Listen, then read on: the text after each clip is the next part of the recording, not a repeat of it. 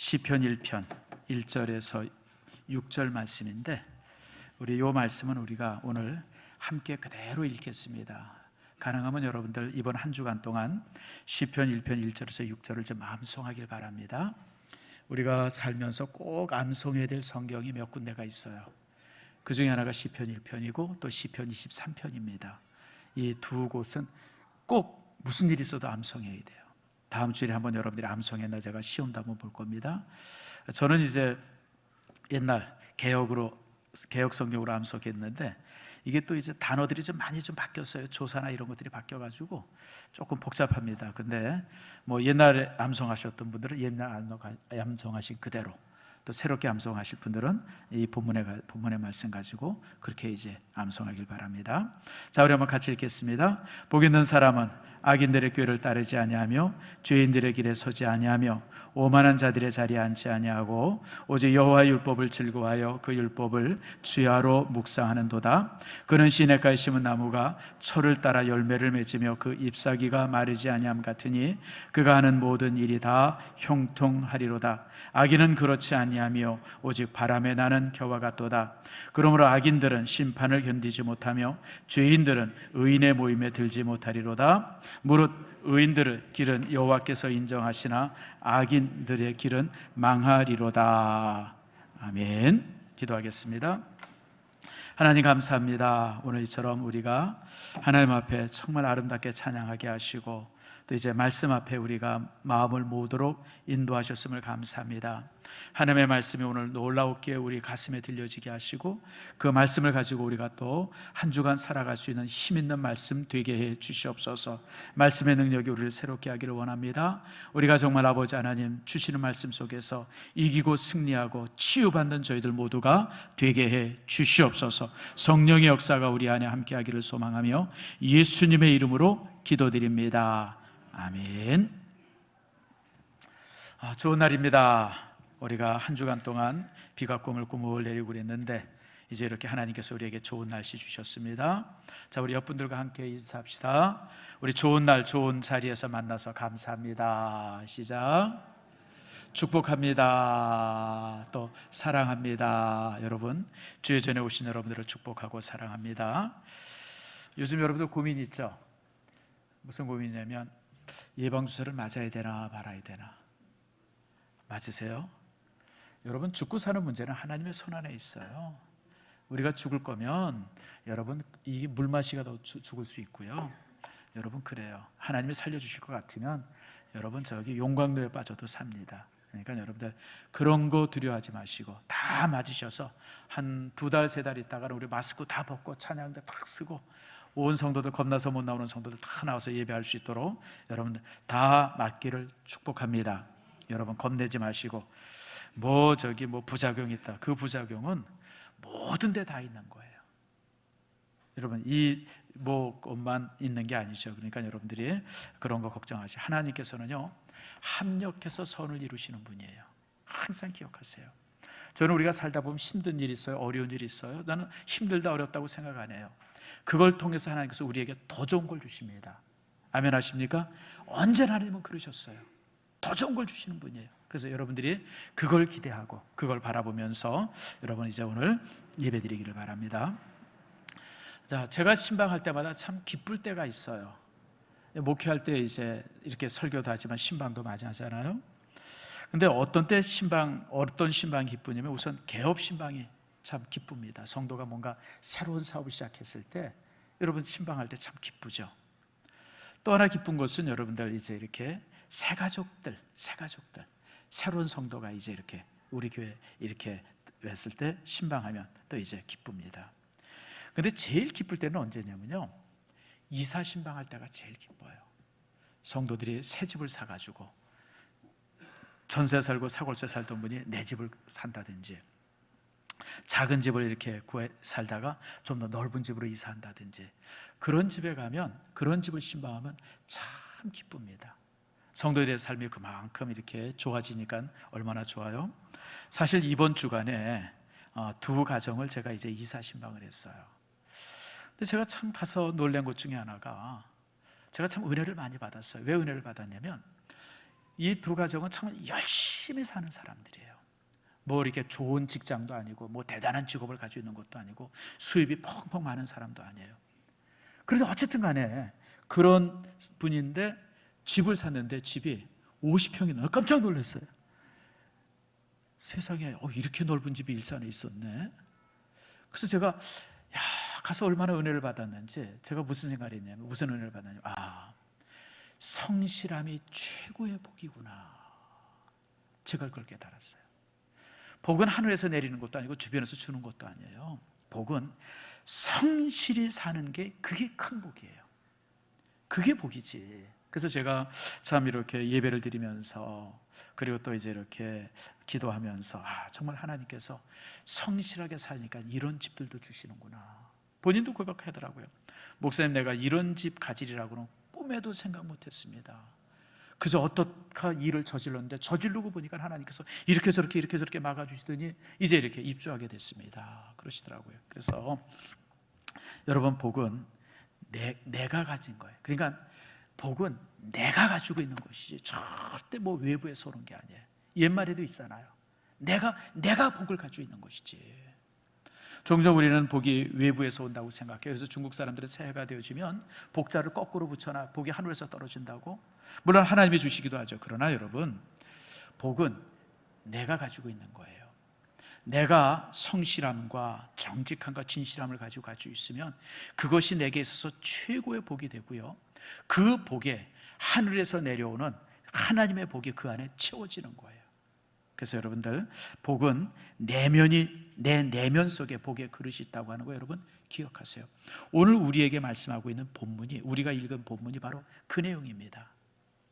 복이라고 하는 것이 다른 데서 주어지는 게, 누가 주는 것이 하늘에서 뚝 떨어지는 것이 아니라 내가 어떻게 사느냐가, 그 삶의 방향, 삶의 태도가 복이라는 거예요.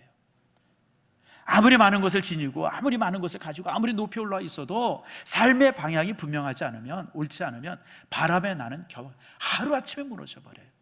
그런데 복된 사람들, 진정한 복된 사람들, 삶의 방향을 바로 가지고 있는 사람들은 그것 자체가 복이라고 하는 거죠.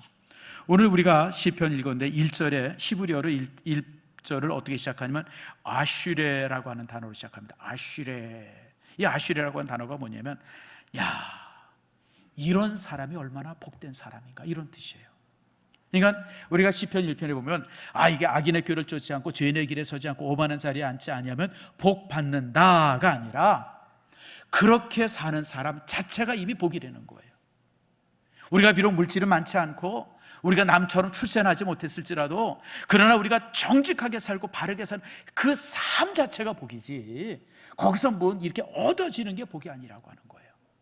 오늘 본문이 바로 우리에게 그런 말씀을 주십니다. 대부분의 사람들은 뭔가 많이 얻고 승리하고 성공하고 뭐 이루고자 하는 것들을 이루면 복받았다, 그런 얘기를 해요. 근데 여러분, 한번 주변에 이렇게 보세요. 잘 사는 사람들, 막 성공한 사람들, 여러분 복돼요? 정말 복받은 사람이에요? 여러분, 많이 가지면 가질수록 짐이 많아진다는 거 여러분 아세요? 전세 살고 사골세 살 때는 벽에, 집 사는 집에 벽에 금가도 별로 걱정이 안 됐어요. 그랬죠 여러분? 근데 내 집까지니까 벽에 금가니까 걱정돼요, 안 돼요? 이거 되게 걱정돼요.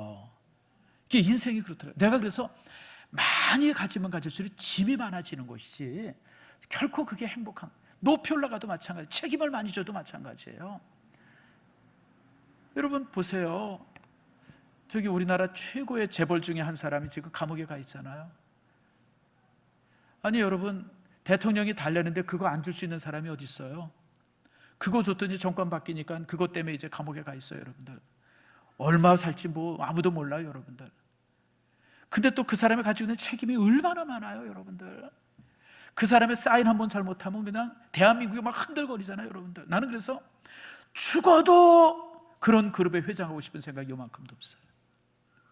나는 그냥 이게 행복해, 이게 행복해. 우리 성도들과 이렇게 사는 게 너무너무 행복해요.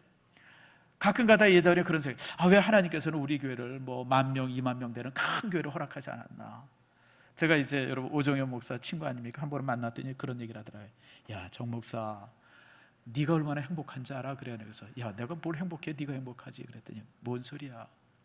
나는 누구 하나 만날래도 이 만날 시간들이 이렇게 이 정해져 있어서 그냥 꼼짝을 못 하는데 어디, 근데 정 목사 너는 어디 가고 싶으면 후다닥 차 타고 갈 수 있잖아. 네가 얼마나 행복한 사람인 줄 알아? 나보고 그러더라고요. 근데 가만히 말 들어보니까 그래요. 여러분, 그런 대형교회 담임 목사한다고 밥을 하루에 4끼 먹어요? 5끼 먹어요? 여러분, 즐겁게 먹는 밥이 맛있는 거지 무슨 뭐 5만 원짜리 10만 원짜리 밥이 맛있는 거예요, 여러분들?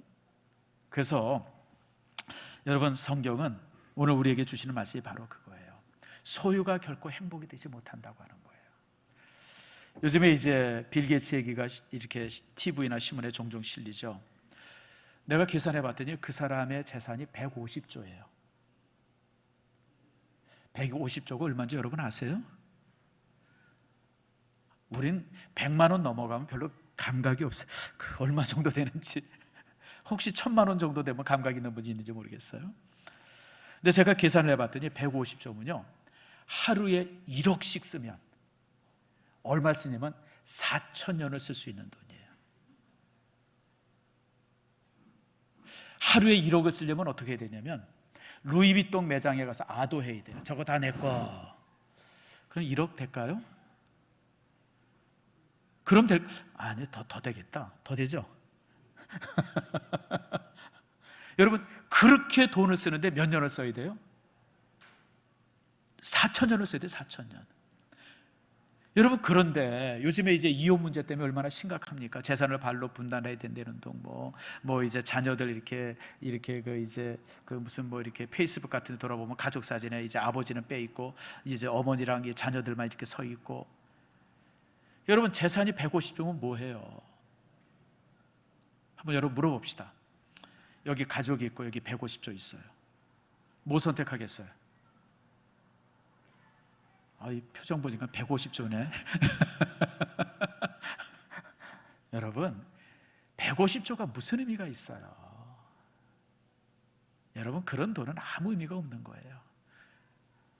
제가 보니까 여러분, 그저 가족이랑 알콩달콩 살고 그저 이렇게 무슨 뭐 그러면서 사는 게 진짜 행복이지. 지금 뭐 어디 보니까 뭐 몇 평짜리 무슨 뭐 몇만 평짜리 집에서 혼자 집거하고 있다, 뭐 이런 신문의 기사들도 보고 그러면서 참 얼마나 불행한 사람인가. 참 성공했지만 물질은 많지만 정말 사실 가장 소중한 것을 잃어버린 사람이구나라고 하는 생각을 해봅니다. 여러분, 오늘 성경이 바로 우리에게 그걸 말씀하고 있어요. 소유가, 지위가, 또 가지고 있는 무슨 땅 넓이가 결코 행복이 아니라는 거예요. 행복은 뭐냐? 행복은 뭐냐? 삶의 방향이라는 거예요. 자, 그러면 오늘 복 있는 사람의 예를 한번 봅시다. 1절 우리 같이 한번 읽겠습니다. 시작. 복 있는 사람은 악인들의 꾀를 따르지 아니하며 죄인들의 길을 서지 아니하며 오만한 자의 자리에 앉지 아니하고. 다시 말하면 히브리어로 좀 더 원어적인 표현입니다. 어떤 사람이 행복한가? 악인의 꾀를 따르지 않고 죄인의 길에 서지 않고 오만한 자리에 앉지 않는 그런 사람이 진짜 행복한 사람이다, 이렇게 선언하고 있습니다.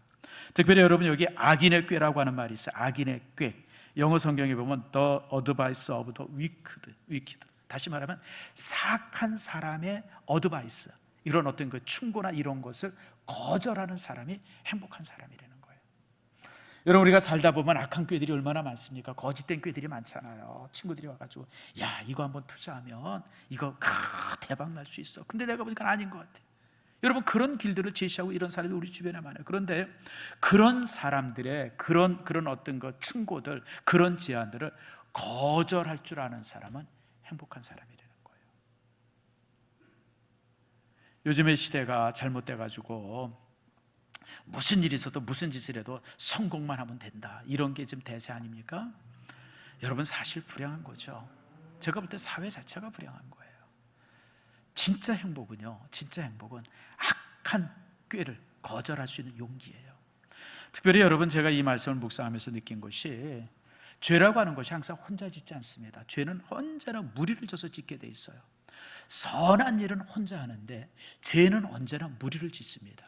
그러니까 이 말씀의 배경은 뭐냐면, 내 주변에 악한 사람이 없는 거예요. 사악한 사람이 내 주변에 없는 거예요. 그런 사람이 행복한 사람이에요. 여러분, 사람은 유유상종 아닙니까? 또 이제 친구 따라 강남 가지 않습니까? 여러분, 악한 사람이 주변에 있으면 그냥 그렇게 갈 수밖에 없어요. 술 잘 먹는 사람 옆에 있으면 술 먹게 돼 있고요, 노름 좋아하는 사람 옆에 가면 노름하게 돼 있어요. 여러분, 음탕한 짓 좋아하는 사람 옆에 가면 음탕한 짓 하게 돼 있어요.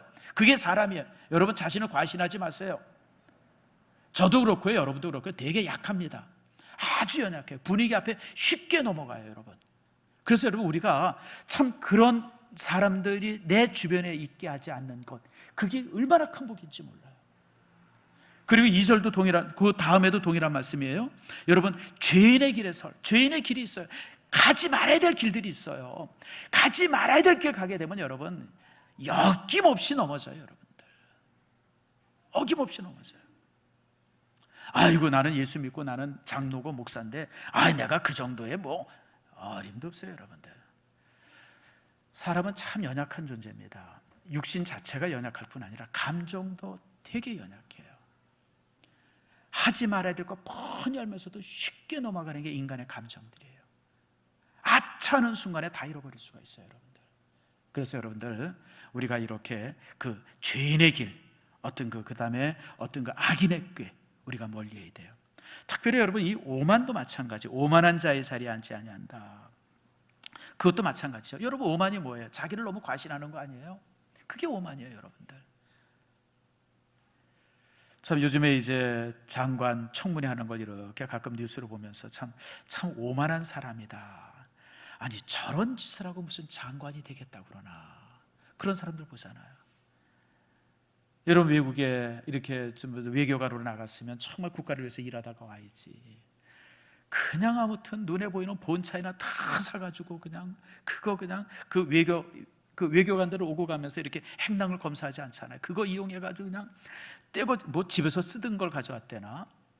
아니, 무슨 버킹엄 궁전에서 살았어요? 무슨 그렇게. 나는 그래서 희한한, 실수했습니다, 미안합니다, 내 아내가 미쳤나 봅니다, 좀 표현이 좀 그렇습니다만은, 그러고 사과했으면 그러지 않았어요. 사과가 너무 치졸해요. 무슨 쓰던 거 가져왔다는 듯. 여러분, 국민들이 분노할 수밖에 없죠. 여러분, 그러면서 무슨 장관이 되겠다 그래요. 뿐만 아니라 무슨 학회에 간다 그러면 온 가족 다 데리고 가요. 자기 돈 썼다는데, 여러분, 그거 어떻게 믿어요, 여러분들? 자기 남편, 자기 애들 그냥 그래서 그냥 다 사악한 사람이죠. 오만한 사람들이에요. 그러니까 다른 사람들이 내가 이렇게 하는데 누가 감히, 이런 사람들이에요. 이게 오만한 사람들이에요. 여러분, 그런 사람들은 여러분, 성경에 있는 말씀처럼 여러분 되지 않죠. 교만은 패망의 선봉입니다. 특별히 여러분, 이제 오만하다라고 하는 것의 반대말은 사랑하고 존중한다고 하는 겁니다. 우리가 사람들을 만날 때 항상 존중해 줘야 돼요. 사랑해 줘야 돼요. 그게 교만의 반대입니다. 여러분, 이런 사람들의 자리에 앉지 않는 거예요. 그런 사람들이 행복한 사람입니다. 특별히 제가 보니까요, 사람들이 교만한 사람들이 있어요. 그 교만이라고 하는 것이 뭐냐면 자기의 사악함을 감추기 위해서 교만해지더라고요. 아세요, 여러분들? 가만히 보세요. 회사나 교회도 마찬가지예요. 저는 이제 목사니까 우리 교회도 제가 이제 멤버지만, 우리 노예 안에서도 제가 멤버예요. 또 총회에서도 제가 멤버입니다. 저 나름대로의 역할, 노예 안에서 제 역할이 있고 총회. 근데 처음에 이제 그런 곳에 참석할 때 보면 가끔 가다가 나와가지고 발언하는 사람들이 있어요. 지금 불법이 행해지고, 그래서 바로 잡아야 되고, 이런 사람들. 그래서 나는 그런 사람들의 그런 이 발언을 들으면, 저 사람 되게 저 의로운 사람이구나. 전 사실 그렇게 생각했어요. 근데 시간이 지나고 보니까 그 사람이 제일 썩은 사람들이고요. 그러니까 자기가 불의하고 자기가 죄를 많이 짓고 나쁜 짓 하니까 그냥 그걸 감추기 위해서 나와가지고 불법한 사람들이 이러는 거예요. 제가 그래서 크게 깨달은 게 있어요. 무엇인가를 강조하는 사람은 그것에 약점이 있는 사람이구나. 나와가지고 기도하라고 그러는 사람은 내가 볼 때 기도 안 하는 사람이에요. 우리가 보수주의 신앙을 지켜야 되고 개혁주의 신앙을 지켜야 되고, 이 사람은 보수와 개혁과는 아무 상관이 없는 사람이에요. 일종의 자기 가면 쓰는 거예요, 그런 걸 가지고. 그래서 여러분 대부분의 사람들이요, 자기를 감추기 위해서 교만합니다. 자기를 감추기 위해서 다른 사람들을 막 모욕하고요, 그리고 다른 사람들을 막 이렇게 무시합니다. 근데 그 사람의 내면에는 여러분 더 악함이 있죠. 그래서 여러분, 불의한 사람이 자신을 포장하기 위해서 항상 교만하다라고 하는 거 여러분 항상 잊지 마세요. 그래서 어디 가서 여러분들이 사람들을 만나는데 막 개혁해야 된다고, 우리 조직에 막 잘못된 게 많다고 이렇게 주장하는 사람들은요, 항상 문제가 제일 많은 사람이에요. 그런 사람들 제일 조심하세요. 그래서 여러분 참 그렇더라고요. 그래서 여러분들, 그렇지 않은 사람들에게는 복이 있다라고 성경은 말씀합니다. 하나님께서는 이런 사람들에게 오늘 뭐라 그럽니까? 바람에 나는 겨와 같다고 그러고요, 그리고 그들은 결국은 망할 것이라고 오늘 하나님께서 이제 말씀하십니다. 자, 두 번째로 또 이제 이런 사람들이 이렇게 삶을 살아 복되고 또 하나의 복된 사람인데, 그게 2절입니다. 자, 2절 말씀을 같이 한번 읽읍시다. 시작. 오직 여호와의 율법을 즐거워하여 그의 율법을 주야로 묵상하는도다. 여호와의 율법을 즐거워, 하나님의 말씀을 즐거워하고 그 말씀을 묵상하는 사람은 행복한 사람이라는 거예요. 제가 어제 신방하다가 이제 이렇게 들었어요. 그 목장을, 우리 교회가 지금 사실은 이제 한 3분의 1 정도가 그 목장이 그렇게 하고 있어요. 뭐냐면 목장이 이제 카톡방을 이렇게 만들어 가지고 매일 성경을 읽으면 읽었습니다라고 이렇게 표시를 해요. 근데 그런 목장이 지금 한 3분의 1 정도 돼요. 우리 다른 못하는 목장들도 그렇게 하세요. 우리가 대면으로 이렇게 예배하는 것은 못하지만 사이버 공간 속에서는 얼마든지 교제가 가능해요. 그래서 여러분, 그렇게 이제 성경을 읽는다고 그러면서 이렇게 카톡을 보여주더라고요. 목사님, 이렇게 우리가 읽고 있어요. 근데 참 보기가 좋더라고요. 여러분, 우리 교회처럼 이렇게 성경 있는 곳을, 그래서 그 집사님은 목사님처럼 그래서 아침에 일어나면 제일 먼저 하는 게 성경 읽는 것부터 합니다. 저 제일 먼저 읽었습니다 쓰려고, 완수했습니다 그걸 쓰려고 그런다 그래요. 여러분 참 얼마나 보기 좋아요. 그게 바로 말씀을 즐거워하는 거예요. 특별히 여러분, 말씀에 있어서 묵상한다라고 하는 말씀이 있어요. 묵상. 이게 참 우리 문화와 좀 달라요. 우리는 묵상한다 그러면 명상한다 이런 생각을 하죠. 하나님의 말씀을 가지고 골똘히 생각하고 깊이 생각하고 그걸 묵상이라고 생각해요. 아니에요. 성경의 문화는 그게 묵상이 아닙니다. 여러분, 묵상이라는 단어가 뭐냐면 의성어입니다. 의성어. 우리 단어들이 있는데, 단어들이 보면 의성어가 있죠. 그 이제 소리나는, 이렇게 뭔가 이렇게 동물들의 소리나 이런 걸 가지고 이제 이렇게 우리가 만든 단어가 있잖아요. 무슨 의태어도 있죠. 깡총깡총 이런 건 의태어예요. 그 다음에 꽃기호 이런 게 의성어예요. 멍멍 이런 게 의성어예요. 근데 여러분, 묵상이라는 단어가 의성어예요. 의성어. 어떤 의성어냐면, 사자나 호랑이가 이제 짐승을 잡아놓고 그걸 막 먹으려고 그럴 때 얼마나 좋아요. 이제 먹는구나. 그래서 그게 와 하고 소리 지를 때, 어흥 하고 소리 지를 때, 그걸 가지고 묵상이라는 단어를 만들었어요. 그러니까 하나님의 말씀을 생각하는 게, 골똘히 생각하는 게 묵상이 아니라 하나님의 말씀을 내 가슴 안에, 내 안에 가득 채워놓는 거, 그게 바로 묵상이에요. 그래서 여러분, 묵상이라고 하는 단어는 어떻게 생각하면 씨앗과 같아요. 묵상이라고 하는 말은, 여러분 봄철에 우리가 씨를 많이 뿌리잖아요. 묘종도 심고. 제가 5층에 이제 여러분 이제 보셔서 알지만, 오신 분들은 보지만 조그만 국화 묘종들을 우리 권사님이 심어놔요. 그럼 제가 이제 매일 퇴근할 때 이제 물을 줍니다. 근데 여러분, 요 조그맣게 이렇게 손톱 매지만 그 작은 게요, 점점 자라가지고 중지만큼 지금 한 중지만큼 커졌어요. 이게 여러분 한 2달 정도 지나면 가득 찬 꽃이 돼요. 이게 묵상이에요. 다시 말하면 묵상이라고 하는 것은 하나님의 말씀이 내 안에 들어와서 그렇게 열매 맺도록 내 마음밭을 만들어주는 거예요. 여러분, 예수님의 비유처럼 우리 마음밭이 돌짝밭 같기도 하고 길 같기도 하고, 그리고 우리 마음이 여러분 가시밭 같기도 하잖아요. 그래서 여러분, 우리 마음속에 돌들을 치워버리고 가시들 다 치워버리고 굳어있는 것들을 막 쟁기로 이렇게 일구어서 부드럽게 만들어서 말씀의 씨앗이 딱 담겨지면 그 씨앗이 정말 아름답게 열매 맺게 만드는 것, 그게 바로 묵상이에요. 그래서 묵상이라고 하는 것은 하나님의 말씀을 내 가슴 안에 가득 채워놓는 행위가 묵상이에요. 제가 이렇게 우리 성도들을 보면 성경을 많이 아는 성도들이 있어요. 근데 성경을 많이 아는데도 불구하고 조금 삶이 거시기한 사람들이 있어요. 그 왜 저럴까? 이유는 딱 하나예요. 말씀이 머리 안에서만 있어서 그래요. 머리 안에. 말씀의 지식은 우리와 아무 상관없어요. 여러분, 말씀을 제일 많이, 성경을 제일 많이 아는 게 누군지 아세요? 이단이에요. 이단. 여러분들이 예수 믿는데, 예수 믿는다는 걸 알고, 아이고, 우리 김 선생님 예수 믿어, 우리 그러면 성경 얘기 좀, 성경 같이 한번 이렇게 공부 좀 합시다, 이러고 다가오면 99.9%가 이단이에요. 여러분 잘 보세요. 여러분이 예수 믿는 걸 알고 성경 공부 같이 하자 그러고 성경 같이 나누자 그러고 오면 99.9%가 이단들입니다.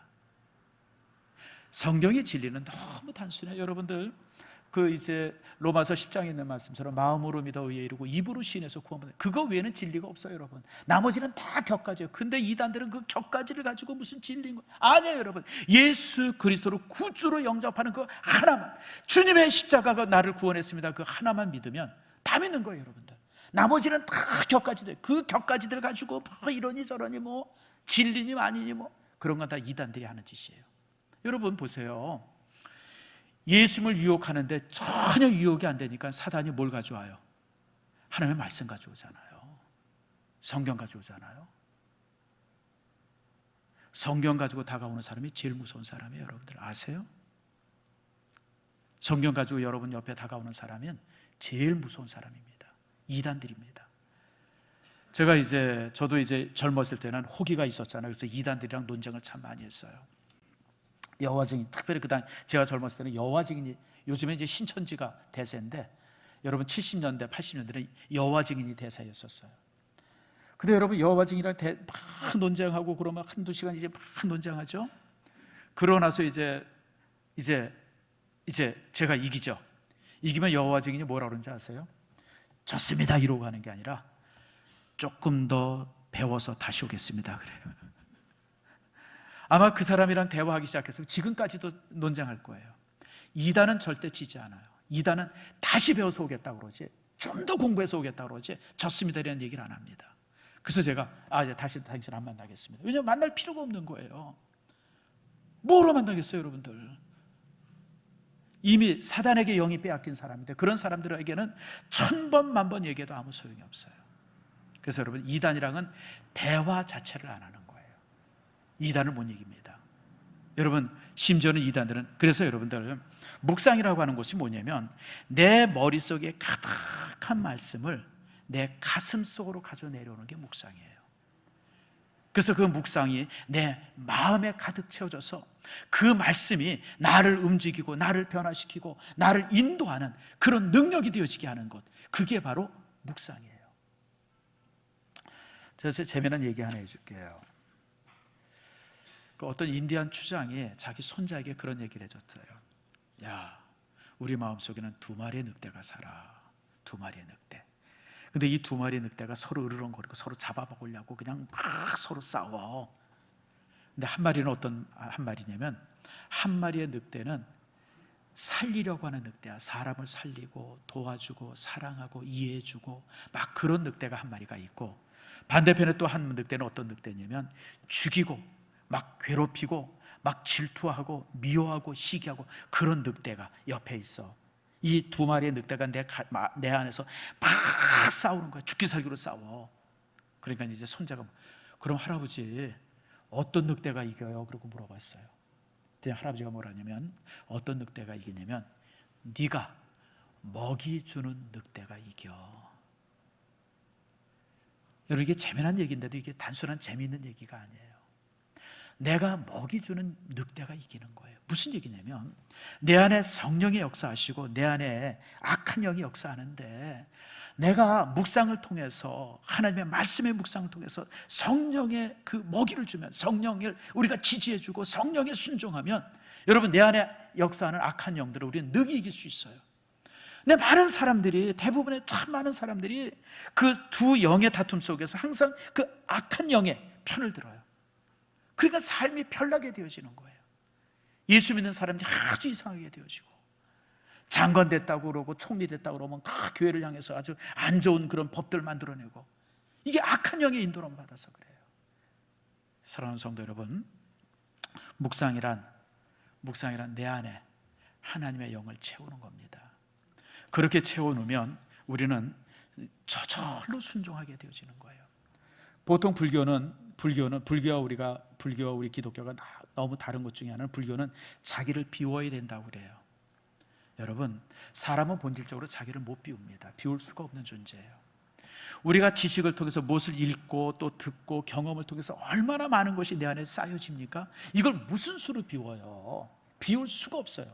나이가 먹는다는 게 뭐예요? 세월을 먹는 게 아니라 지식을 내 안에 채운다고 하는 거예요. 그게 여러분 나이 들면 아닙니까? 그러니까 우리는 채움의 존재이기 때문에 내가 무엇으로 채워야 돼? 내 안에 하나님의 말씀으로 채우고, 내 가슴 속에 하나님의 이 임재로 채우고, 내 가슴 속에 하나님의 은혜를 채우면, 그런 채움의 과정이 바로 묵상이에요. 그렇게 채움이 되어졌을 때 우리는요, 하나님 앞에 저절로 순종하게 되어져요. 여러분, 하나님의 말씀에 순종하는 게 힘들어요? 왜 힘든지 아세요? 여러분 안에 하나님이 채워지지 않아서 그래요. 하나님이 채워지면요, 순종은 너무너무 쉬워요. 세상에 그것보다 쉬운 게 없어요. 그것보다 즐거운 게 없어요. 그래. 여러분이 잘 아시는 것처럼 저는 영화를 참 좋아해요. 제가 명절 때 되면 TV에서 영화 하잖아요. 하루 종일 영화 봐요. 그래서 제가 말죽거리 잔혹사를 한 10번도 더 본 것 같아요. 제 처음부터 끝까지 쓰라고 하면 다 쓸 수 있을 것 같아요. 제가 영화를 좋아하는데, 근데 이제 영화관에는 잘 안 갑니다. 영화관에 가면 시간을 많이 뺏기잖아요. 영화 한 편 보려고 영화관에 가면 보통 3시간, 4시간 가니까 제가 보통 영화관에는 안 가고 이제 보통 이제 TV를 통해서, 컴퓨터를 통해서 영화를 보는데, 제가 영화를 좋아하지만 안 보는 영화가 둘 있어요. 괴기 영화 제가 안 봅니다. 무슨 드라큘라 이런 영화 절대 안 봅니다. 그 다음에 또 하는 게 좀비 영화들 제가 안 봅니다. 사람. 근데 제가 왜 그런 영화를 안 보냐면, 그런 영화를 보고 나면 마음에 이상스러운 잔상이 남아요. 잔상이라는 말 여러분 아시죠? 그런 잔상이 남아가지고 항상 안 좋아요. 그래서 제가 좋지 않은 것은 보지도 않고 듣지 않으려고 그래요. 그런 영화는 안 보고, 또 이제 음악도 저는 슬픈 음악이나 이런 건 제가 잘 안 들어요. 저는 밝고, 왜냐하면 그게 마음의 그 잔상이 참 나쁘게 남아서 그래요. 여러분, 잔상이 우리를 움직여요. 아세요? 내 안에 남아있는, 내 마음속에 남아있는 잔상들이 우리가 무엇인가 선택하고 이런 데 있어서 저절로 돼요. 여러분, 요즘 아이들이 좀 청소년 문제가 심각하다고 하죠. 참 심각하더라고요. 어제 신문 보셨잖아요, 여러분. 고등학교 애들이 화장실에서 마약류 막 흡입하고. 얘네들이 왜 그래요? 얘네들이 만화책, 게임 이런 거 봐가지고 그런 데서 그런 얘기 나오잖아요. 그냥 무슨 여러분, 요즘 아이들 만화책 많이 보는데 되게 조심해야 돼요, 여러분들. 이게 그냥 얼마나 음란한 내용들, 잘못된 내용들이. 그러니까 아이들이 그 아이들이 그냥 만화책이나 컴퓨터를 통해서 그런 거 그냥 막 받아들이니까 무슨 그냥 그런 게 하나도 이상하지 않은 거예요. 그냥 저절로 받아들여요. 그런 잔상 때문에. 그래서 여러분의 영혼에 나쁜 잔상이 남지 않도록 여러분 스스로 잘 조심하세요. 그런 사람이 행복한 사람이에요. 오늘 주님께서는 여호와의 율법을 즐거워한다. 그 안에 남아있는, 그 영혼 속에 담겨져 있는, 마음 속에 담겨져 있는 하나님의 잔상을 즐거워하는 사람들, 그런 사람들이 행복한 사람이에요. 자, 그런 사람들은 어떻게 행복하냐면 3절 말씀 보세요. 그는 시냇가에 심은 나무가 철을 따라 열매를 맺으며, 요거 잘 해석해야 돼요. 이 말씀을 보면 어떤 성도들은 그냥 뭘 해도 잘 되고 그냥 막 그런다. 그건 아니에요, 여러분들. 나무가 철을 따라 열매 맺는다고 하는 것은, 그런 성도는 이 심겨진 곳이 시냇가 같은 곳이기 때문에 뿌리를 깊게 내려서 삶이 견고하다고 하는 거예요. 삶이 견고해요. 그래서 어려움이 오거나 힘듦이 오거나 그럴 때 정말 그런 삶 속에서 이겨나가는 사람이에요. 이겨나가요. 그래서 여러분, 참 형통하다라고 하는 말은 뭘 하든지 잘 된다 이런 의미가 아니라, 여러분 어렵고 힘들 때 하나님께서 피할 길을 주시고, 계획하고 기도할 때 하나님께서 선한 인도함을 주시고, 요즘같이 이렇게 힘들고 이런 상황에서 합력해서 선을 이루도록 주께서 인도해 주신다고요. 절대 무너짐이나 넘어짐이 없다고 하는 거예요. 반대의 사람들이 있어요. 반대의 사람들이 누굽니까? 악인들이죠. 악인들은 어떤 사람입니까? 바람에 나는 겨와 같다 그랬어요. 삶의 뿌리가 없으니까, 믿음의 뿌리가 없으니까, 생명의 뿌리가 없으니까 견고한 거고 대단한 것 같은데 그냥 하루아침에 훅 날아가 버려요. 겨 아시죠 여러분들? 옛날 농사 져보신 분들은 겨 다 알아요. 저도 겨를 잘 알죠. 우리도 어렸을 때 농사 졌으니까. 겨라고 하는 것은 바람 앞에 그냥 휙 날아가버려요. 휙 날아가요. 다시 말하면 악한 꾀, 교만 이런 걸로 인해서 뭔가 삶을 이루었다고 하는 사람들은 하루아침에 훅 날아가요. 하루아침에 훅 날아가 버리는 거예요. 정적이 없어요. 명예도 다 떨어지고. 여러분 보세요. 여러분들 악한 짓 해가지고 뭐 이렇게 저렇게 올라간 사람들, 요즘에 여러분 신문 보세요, TV 보세요. 감옥에 가 있고 사람들이 다 욕하고, 그냥 뭐 아무튼 뭐 추천됐다가 떨어지고, 부끄러워서 얼굴도 못 들고 다니죠. 그런 사람들, 그런 사람들의 인생이 겨와 같은 인생이에요. 그냥 훅 날아가요. 그러나 우리 믿음의 사람들은 깊게 뿌리 내려진 인생이 되어져요. 웬만한 바람 앞에 흔들리지 않아요. 아무리 바람이 세도요, 여러분 이렇게 혹시 흔들릴 수 있어도 뽑혀지지 않아요. 견고하게 뿌리 내린 삶, 그것이 바로 우리 여러분 이 행복한 사람들의 삶의 모습들이에요. 여러분의 인생이 어떻습니까? 여러분의 인생에 이런 축복이 있기를 축원합니다. 여러분, 이런 인생을 살았던 사람이 누구냐면 에녹이죠. 여러분, 에녹은 성경에 딱 2번 기록이 됩니다. 그런데 여러분, 이 땅에 살았던 사람 중에서 최고의 사람이 에녹이에요. 우리 에녹에 관한 말씀을 한번 읽어봅시다. 시작. 에녹이 하나님과 동행하더니 하나님이 그를 데려가심으로 세상에 있지 아니하더라. 에녹이 하나님과 동행해서, 이 동행이 바로 묵상이에요. 하나님과 동행하는 것은 묵상하는 거예요. 말씀을 묵상하고 항상 말씀을 가슴에 들이고 하나님으로 자기 가슴을 채우는 것, 그게 바로 묵상이에요.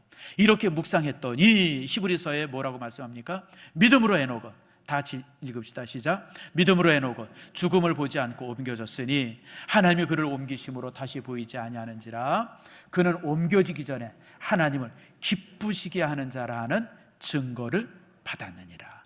에녹은요, 하나님에게 나를 기쁘게 하는 자다라고 하는 증거를 받았어요.